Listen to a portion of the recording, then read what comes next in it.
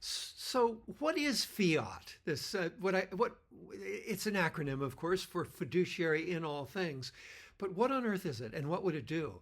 And it's really one of the most amazing things you can imagine, because wondrous, really, because in a moment historically, in an historical moment, we would almost right away we would find a world that was trustworthy, so that every what fiat essentially does is that it establishes the right for each of us to live with institutions around us, each one of which are humane and trustworthy.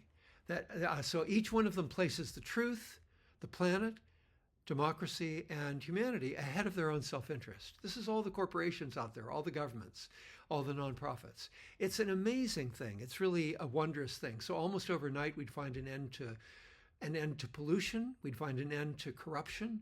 We'd find an end to money in politics. We'd find an end to the outrageous inequities that occur, where 3 billionaires in America own as much as half the population owns. We would find truth everywhere in media, so that we could trust it, and so that we wouldn't be polarized by one kind of puppeteer of propaganda versus another. We would be able to think and vote in a way that makes the world always a better place, and responding to who we are. So it's really an incredible thing. And the thing is that even if the election had come out differently, or our politics are broken right now. There's no way around that.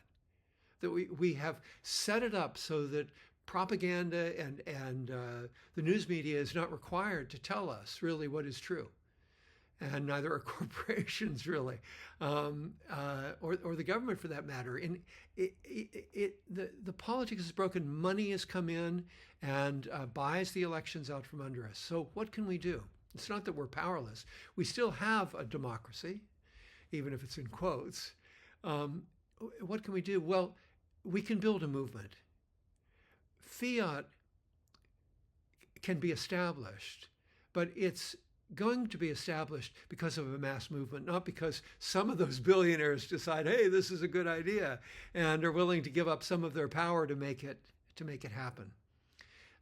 It's so unlikely that the oligarchs there are willingly going to give up power without, or diminish their power without kind of a mass of us saying, this is what's right. Come on, guys, this is what's right, and this is what we want.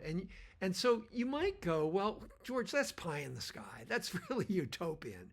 And I would argue, I want to talk about the pie in the sky in a moment, but utopian, what it does is that it establishes a civilization where each of us thrives. It's not that the problems of our lives go away. It's not that our families all work out just perfectly, or that our bodies keep us healthy forever.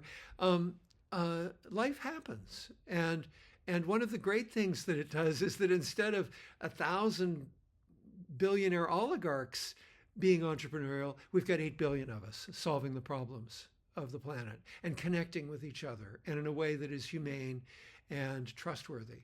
So it establishes a civilization that could thrive for thousands of years, because it establishes a requirement that civilization be trustworthy, that its institutions that are not human are required to be humane. They don't breathe, but we can make sure that they are trustworthy and treat those of us who do breathe with humanity. So it really is an incredible thing. So the utopian thing, I just forget about it. This is about establishing a great civilization for our great-grandchildren and on, that will last for thousands of years.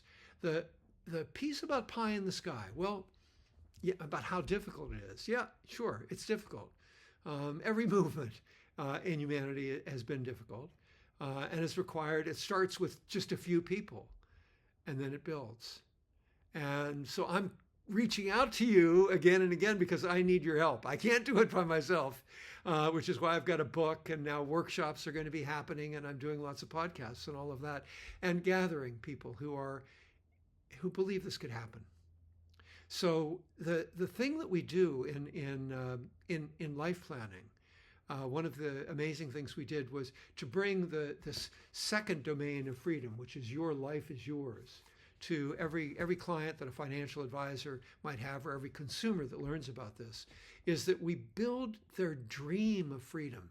We have two hands, and we build their dream of freedom in one hand. And we make it so bright that it lights up the night sky. And then we say, I'm here. I'm going to help you make this happen. You were born to do this. You were born to live like this. And this is how you're living right now. So which are you going to choose? I've never seen anyone choose this hand over here. Everybody chooses this. And they realize that they've been holding themselves back. So we want to do this. In order to do this with FIAT and with a movement like this, we need to make the vision ubiquitous. It needs to go everywhere. So we need, again, to paint the night sky. We need people to understand that this is what it is, and this is what it would deliver, and this is how it would be possible. So I hope you will, help me read the book, at least pass the book along. Realize that these problems are not. These are just beginning. I mean, global warming, the challenge to democracy, the challenge to truth. These are all happening because we've gone global. And because businesses are now scalable to a global level, which means their negativities, their negative externalities are scalable to a global level.